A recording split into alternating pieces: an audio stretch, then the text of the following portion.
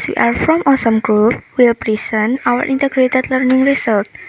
The theme of integrated learning this time is Love in Humanity and Unity. For that, we take the title Solidarity is Our Life. Oke, kali ini kita akan membahas tentang Solidarity is Our Life. Nah, pasti kalian kan pada bertanya, apa sih makna dari Solidarity is Our Life? Nah, nanti kita akan membahas di dalam podcast ini. Nah, dari podcast ini, kelompok kita mengambil 3 mapel, yaitu mapel IPS, agama, dan bahasa Inggris. Dan juga sebelum kita masuk ke pembahasan, kita sebelumnya perkenalan dulu ya. Hi, my name is Mesri from 7F number 20. I'm from Awesome Group, Regina Pacis Junior High School. Hi, my name is Chico. I am from class 7F. My absent number is 23. I am from SMP Regina Pacis Surakarta. Hi, my name is Dio from 7F. Number 5, I'm from Awesome Group Regina Pacis Junior High School. Oh iya, jangan lupa di like, comment, dan subscribe ya. Nah, sekarang kita ngobrol-ngobrol yuk tentang kerajaan ini. Setelah melalui masa pra-aksara, masyarakat Indonesia memasuki masa kehidupan yang baru, yaitu masa Hindu-Buddha.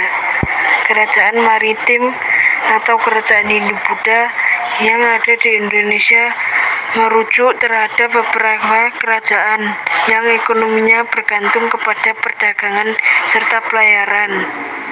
Di negara Indonesia, kerajaan maritim tersebut sempat berjaya pada masanya. Banyak dari kerajaan maritim di Indonesia yang pada mulanya adalah pendatang. Hindu dan Buddha bekerja sama mendirikan kerajaan di tanah Nusantara. Adanya kerajaan tersebut memiliki pengaruh di dalam kehidupan masyarakat dalam berbagai bidang. Mau tanya dong, apa sih contoh pengaruh masyarakat setelah masuknya Hindu-Buddha ini? Bidang pemerintah terjadi perubahan pemimpin yang sebelumnya dipimpin oleh kepala suku, kini dipimpin oleh raja yang halnya di India.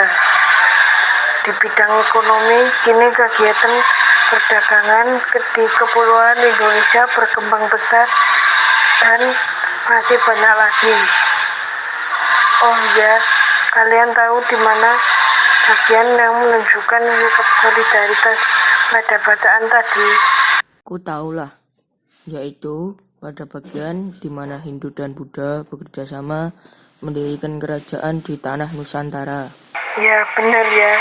Ngomong-ngomong nih, apa sih contoh solidaritas antar sesama di zaman sekarang ini? Yang sederhana saja, contoh membantu orang yang kesusahan, turut bergotong royong, dan lain-lain.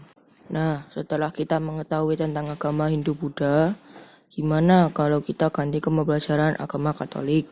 Oke. Santa Angela mendirikan kompeni Santa Ursula bukan untuk mengajarkan anak-anak putri, melainkan memberikan wadah pada anak-anak gadis yang membangkitkan hidup mereka secara total kepada Tuhan dengan tetap tinggal di tengah-tengah masyarakat tanpa harus memasuki biara seperti biasanya dilakukan pada waktu itu. Riwayat hidup Santa Angela dan terutama kata-katanya memberi gambaran pada kita mengenai nilai-nilai yang merupakan konkretisasi semangat Santa Angela. Regula Kompeni Santa Angela ditunjukkan kepada semua anggota Kompeni Santa Ursula dan merupakan suatu peraturan atau penggangan hidup bagi mereka. Nasihat dan ditujukan kepada putri-putri yang lain. Wasiat berisikan nasihat dan anjuran bagi para ibu janda yang memimpin kompeni. Ciko, coba kamu jelasin maksud dari keputusan Roh Allah atau Roh Kudus. Jadi gini, menurut Santa Angela, pembentukan adalah suatu panggilan Allah, suatu pemberian Allah yang dipercayakan pada orang-orang yang dipanggil sebagai pembimbing. Sebenarnya, yang menjadi pembimbing utama ialah Allah sendiri. Oleh karena itu, dalam melaksanakan tugas pembentukan para pembimbing, perlu bersikap terbuka atau dengar-dengaran kepada pembimbing Allah sendiri. Dia perlu merasa peka akan kebutuhan mereka yang dibimbingnya dan terus-menerus bersedia belajar, menimba hikmat dari pengalaman pribadi, dari situasi, dari orang lain, dan dari doa serta hubungan pribadi sendirinya dengan Roh Allah. Ngomong-ngomong, bagaimana para putri Santa Angela menghayati nilai-nilai tersebut? Ya, nilai-nilai yang ditanamkan oleh Santa Angela ada dalam diri para putri seperti yang dipaparkan di atas bersifat modern. Dalam berjalannya waktu, ketika para putri Santa Angela melibatkan diri dan dalam kerasulan pendidikan, nilai-nilai yang dihayati mereka itu dijadikan dasar pendidikan yang mereka berikan. Tapi apa sih contoh sikap Santa Angela yang sesuai dengan anak zaman sekarang? Bersikap sabar dengan semua orang, bekerja sama, memiliki rasa solidaritas, saling menghargai atau tenggang rasa. Nah, itu juga benar. Oke, sekarang aku akan beralih dari bahasa Indonesia ke bahasa Inggris. Oke. One example of solidarity that we usually know is friendship. All of us have friends. I have one friendship song. The title is Count on Me, Bruno Mars. Okay, let's play this.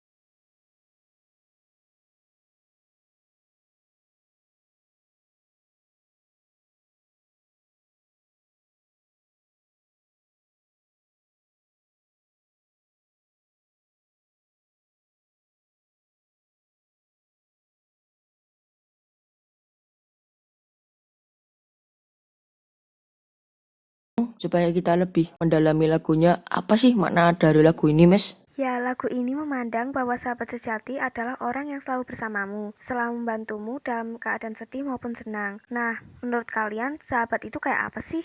Kalau aku sahabat untuk orang yang menerima kamu apa adanya. Benar tuh, orang yang selalu mau menerima kelah kesahmu ketika ada masalah dan lain sebagainya. Bener semua ya, namanya aja juga pendapat. Jadi, persahabatan ternyata juga termasuk dalam solidaritas loh. Iya.